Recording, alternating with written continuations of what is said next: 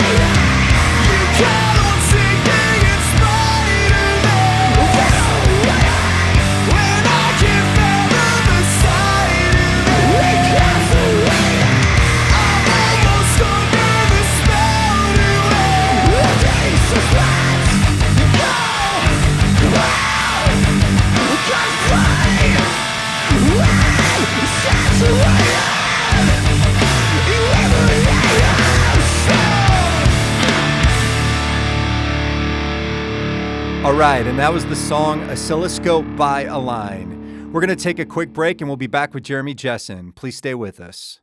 Hey everyone, this is Brett again from the B-Side Breakdown. Just wanted to take a quick minute to let you know that we've started a Patreon for the podcast.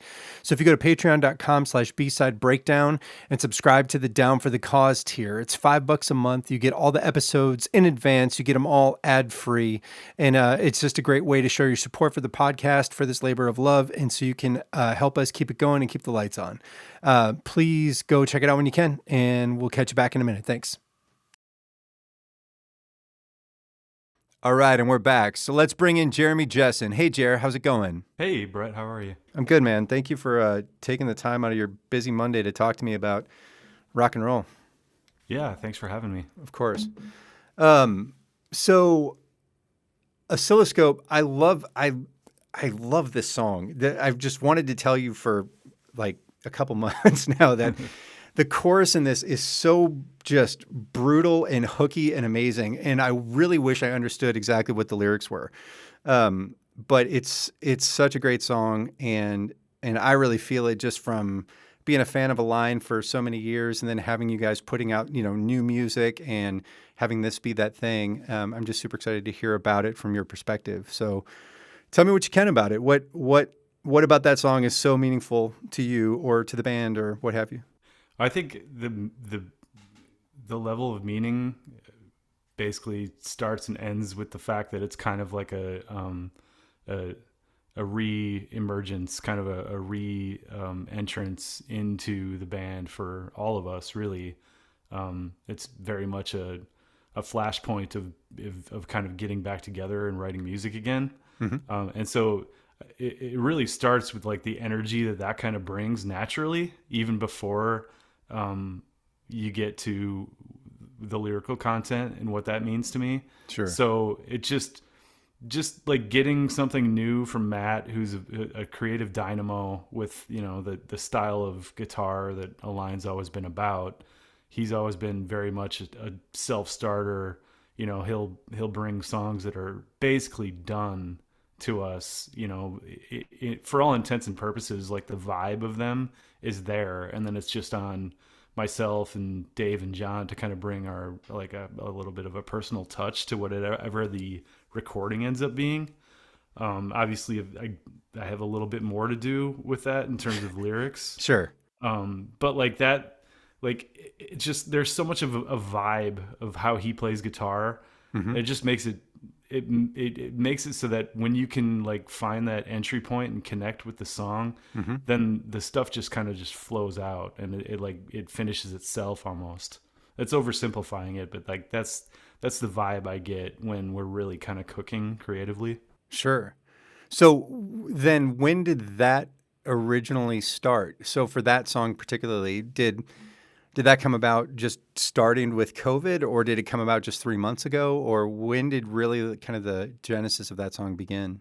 Yeah, so our timeline is very interesting. We, you know, as a band, we broke up in the middle of 2004, and Right. you know, we kind of had burned out on touring and all that stuff that goes along with being essentially a band that, you know, wanted to be as big as Genesis, but was never much bigger than a basement band. Sure. So like, but we didn't end on bad terms personally. We were all still buddies. We all still kept in touch. You know, John, Dave, and I all kept kind of playing together in different incarnations in different bands. And throughout that whole time, throughout, you know, the 2000s and the 10s, you know, we would do the occasional reunion show, you know, the Triple Rock or wherever in Minneapolis. And throughout that whole time, Matt would still kind of compile some material. He had a bunch of demos that he did probably the year after we broke up in like 2005-ish that we actually kind of drew from and actually played a couple of those songs in 2010.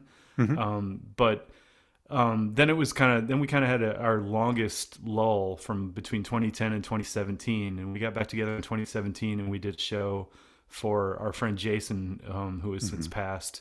It was a benefit for him, who was battling cancer at the time.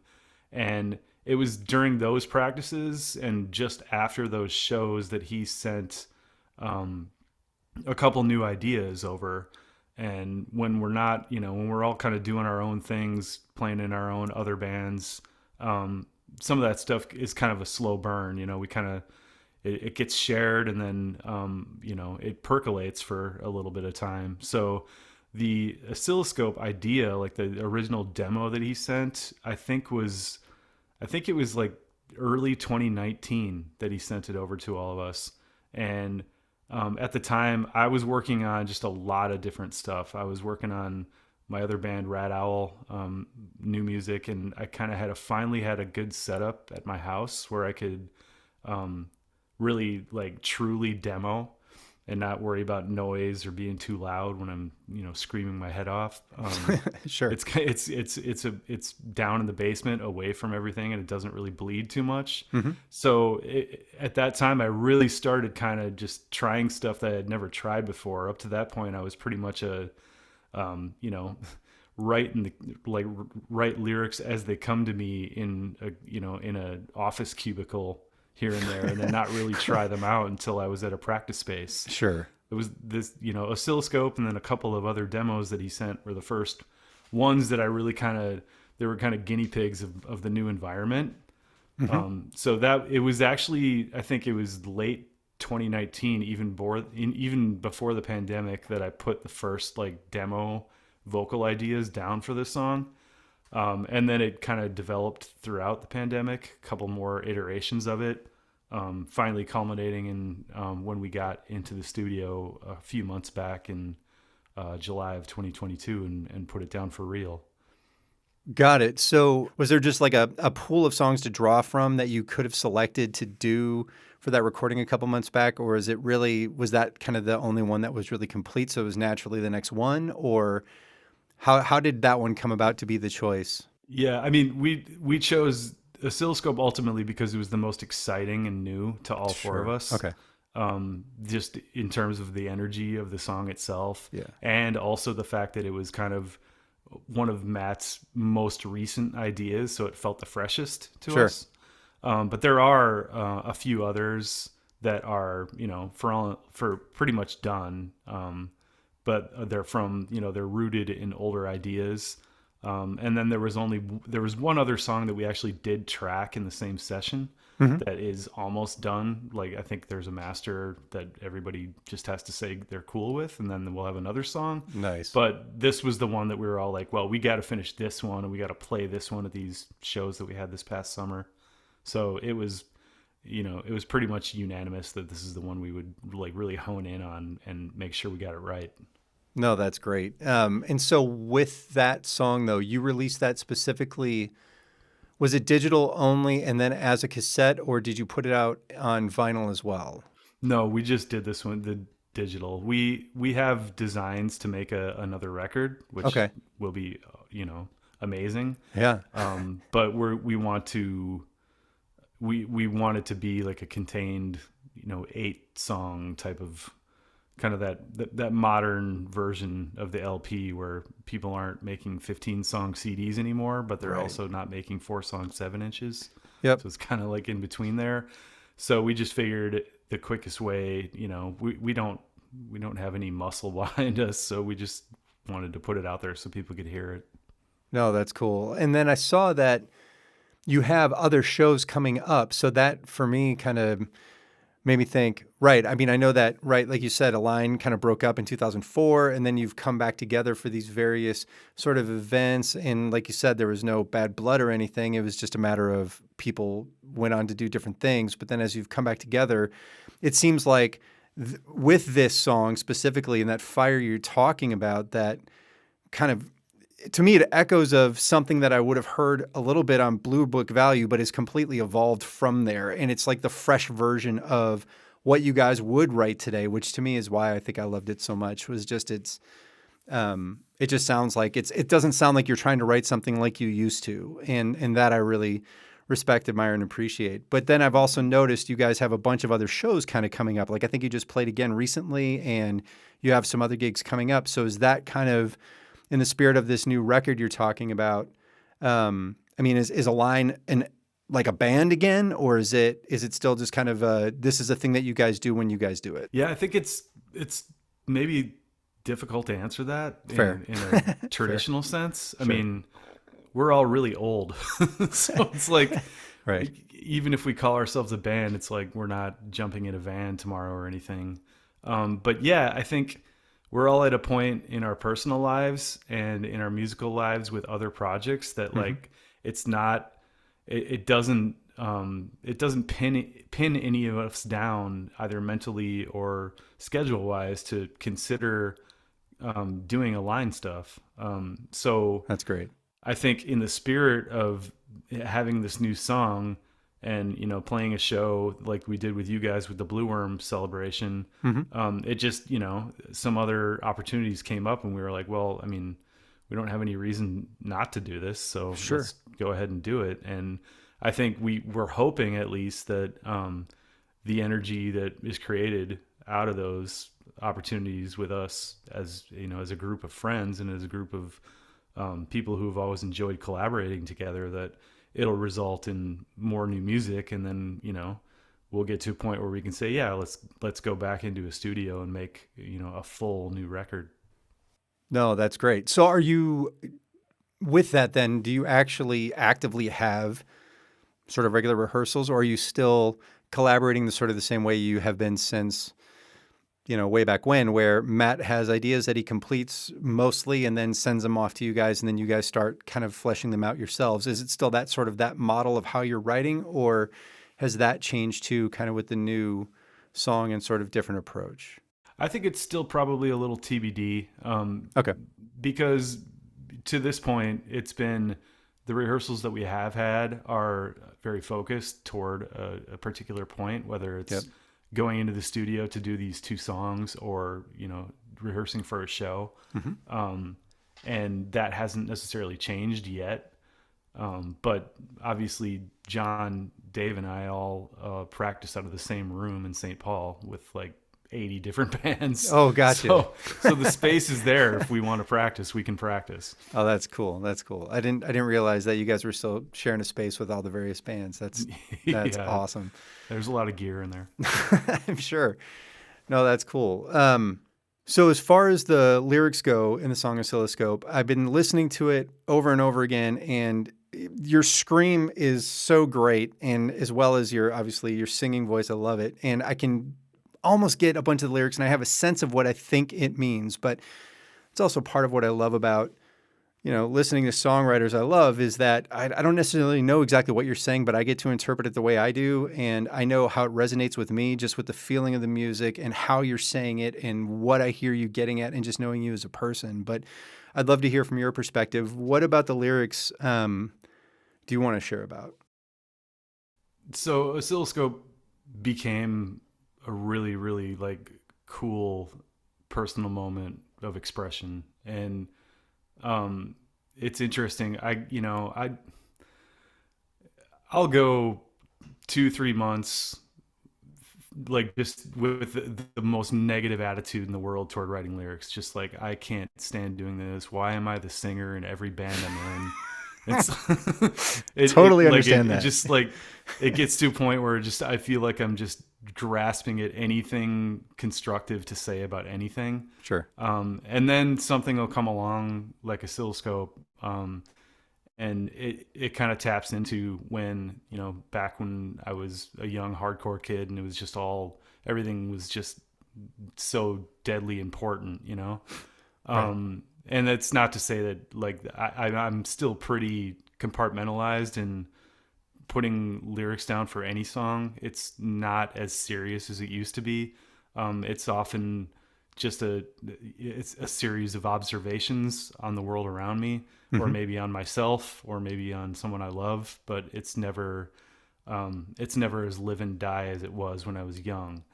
But that being said, like when you get a song that is this heavy and this groovy and this riffy, the key is just finding a way into it, like just grasping, kind of grabbing one particular line or turn of phrase or a melody that makes you think of a particular word.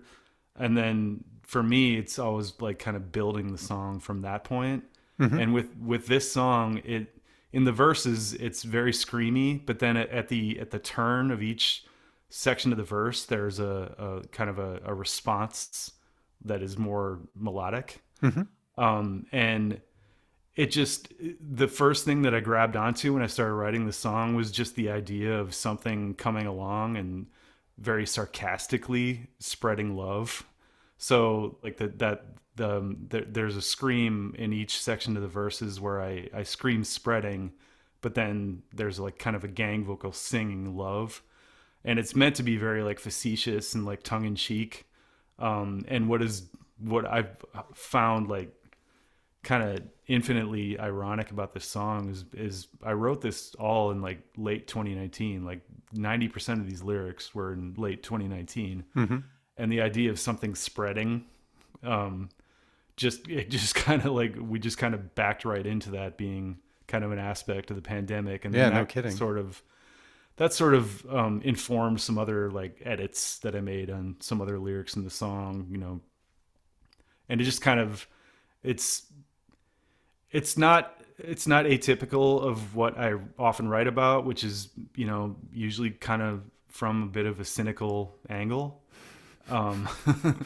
But it's just, the idea of just this super like binary either or world that we live in, and how much we lose of each other by looking at each other that way.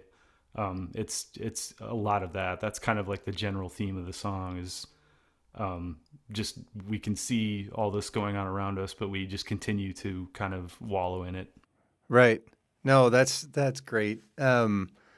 It's fun for me to hear about your approach to that, because that really resonates with me as a songwriter and lyricist too. I know that for me, a lot of it, I just never know what I'm going to sing about. It's just, I'm sort of, terrible phrase or not, I've always just kind of referred to it as humming a watermelon, where it's like I'm just singing a line and then all of a sudden, no pun intended, I'm singing a lyric of nothing, of syllables, and then it forms words somehow. And then all of a sudden, when I write it down, I look at the sentence and go, what the hell is that about? And then all of a sudden, sort of the rest of it just unfolds, kind of screaming out of me almost. And I just look back on all the records that I wrote, and it was just like, yeah, that's how all of that came together. But so it's fun to hear you talking about that, and then also sort of the, pre-pandemic sort of, spreading notion. And it's interesting that to hear that too, because I had no idea that that's what was going on in the verse with the scream into the gang vocal. I just thought it was a whoa, like we're on some punk rock whoa shit, and then but it was, just to hear that is really cool too. It's interesting for me, again, just listening to it and drawing my own conclusions, what I think you're singing about and what I think the song might mean, which totally had a different context, but that's cool to hear. Well, I mean, every band member I've ever been in a band with has had at least one opportunity where they sarcastically sing back to me what they think I'm saying. And it's a big joke for everybody, and sure, everybody laughs at my expense for a minute. So really, they're laughing at you about it just because they misunderstand it. I mean, no, they just have a lot of fun. It's the same thing we do with Snapcase or How to Music. We make up our own lyrics. Yeah, I totally get it. I know that I've rewritten Descendant songs, Misfit songs, Bad Brain songs over the years with my interpretation of their lyrics.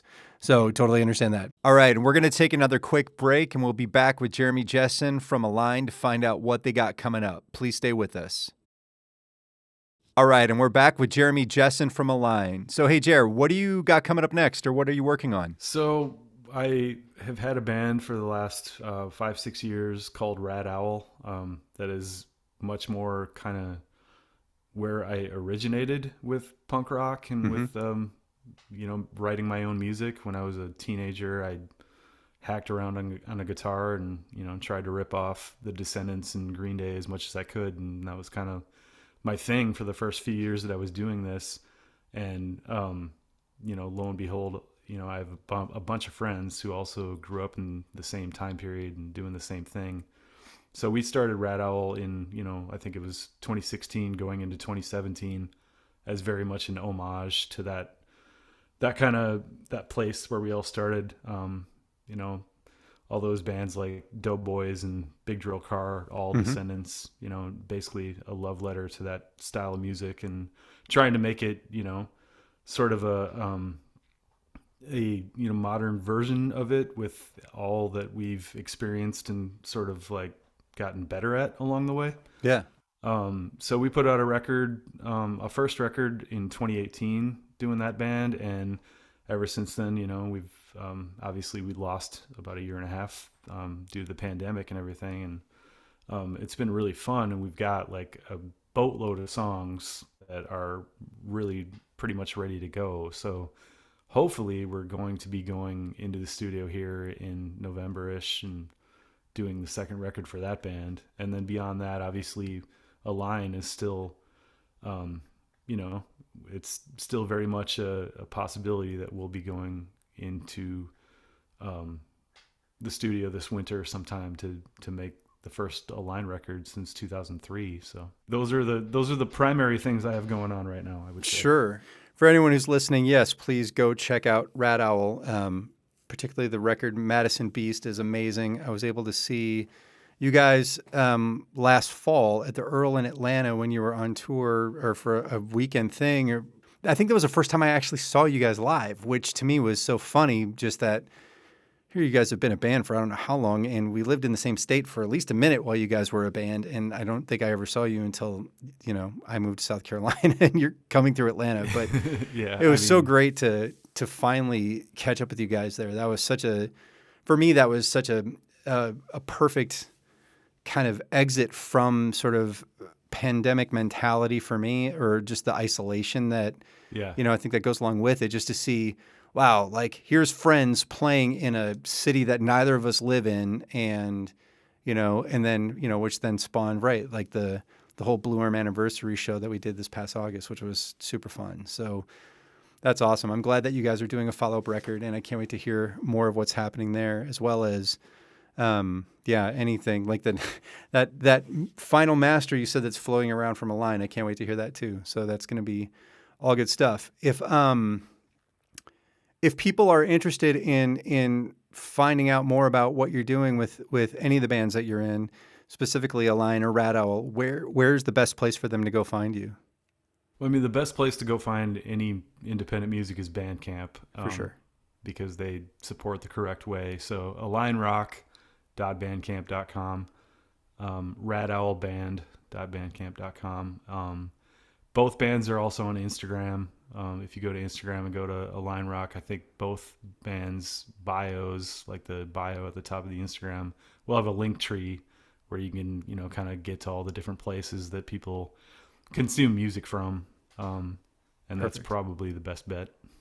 Excellent. Jer, thank you so much again for taking the time to talk with me about Oscilloscope. Again, it's a great song. I'm super excited to hear the upcoming Align stuff as well as the new Rat Owl stuff. And I hope that I can cross paths with you guys again at some point and see you guys at some show somewhere, in a not too far distant future. Cool, Brett. Thank you so much for having me. Absolutely, man. Three Crows Club presents B-Side Breakdown. All right, and that wraps the third episode of the B-Side Breakdown. Thank you to Jeremy Jessen from the band Align for coming along to talk about the song Oscilloscope. Also for telling us about his other band Rat Owl and the future recordings they have coming out. I also want to thank Adam Coulong and Carrie Bozel for helping me with the jingle that you hear at the beginning and the end of this episode. Lastly, the background music you're hearing right now is from a band called Drop Nickel. It's a song called Spank. You can find Drop Nickel on your various streaming services, wherever they may be. And to that end, please subscribe to this podcast wherever you get your podcasts. And we sure look forward to catching up with you on our next episode. Thanks a lot.